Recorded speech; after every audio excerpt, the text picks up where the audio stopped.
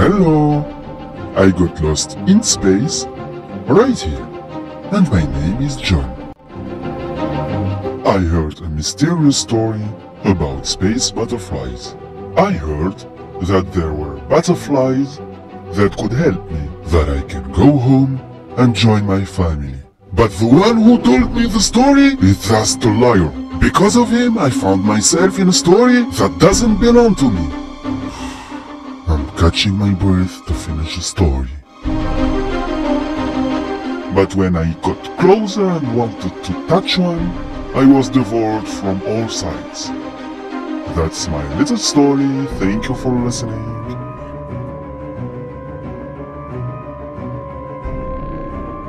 Bonjour à tous, je vais vous expliquer...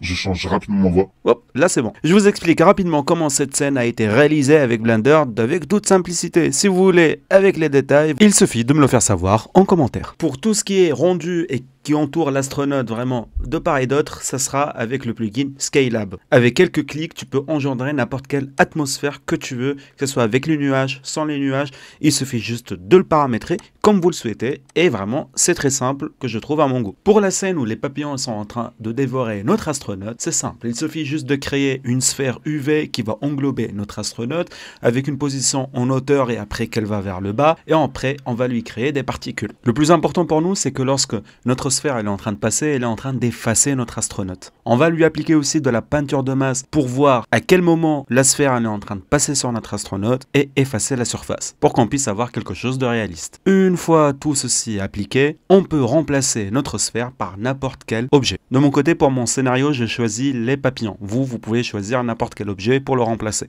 Il suffit juste d'ajouter les papillons, de rallonger leur animation, de mettre plusieurs formes, un grand et un petit, et de les appliquer à nos particules. Une fois que c'est fait, vous aurez la même scène que la mienne. Après, à vous de voir comment vous allez personnaliser votre caméra pour qu'elle tourne ou pour qu'elle soit stable avec votre astronaute. Maintenant, pour cette scène, il suffit juste de prendre notre personnage, pour mon cas, c'est l'astronaute, et de commencer à l'animer comme on le souhaite en insérant des keyframes. Ça va vous prendre un peu de temps, mais après, si vous voulez une belle animation, vraiment prenez le temps qu'il vous faut pour l'animer correctement. Pour les papillons qui sont tout autour de notre scène, c'est simple, il suffit juste d'importer les papillons, les objets que vous souhaitez mettre vraiment à côté, de mettre un grand, un petit, d'insérer un cube après tout autour de l'astronaute et changer le cube en particules. Comme ça, les papillons, ils vont prendre toute la partie du cube, ils vont tout le remplir. Après, il suffit juste de prendre un petit papillon, de l'approcher vers la main en insérant des keyframes pour le papillon pour que ça se pose directement sur votre doigt. Et une dernière étape, toujours c'est la caméra, vous la mettez où vous voulez par rapport à votre scène et par rapport à votre rendu. Pour cette première scène que vous voyez dans ma vidéo, j'ai pris ce modèle sur Sketchfab qui est déjà animé et ça c'est top. Je vous mets bien sûr le modèle dans le lien de description. Je l'ai appliqué à ma première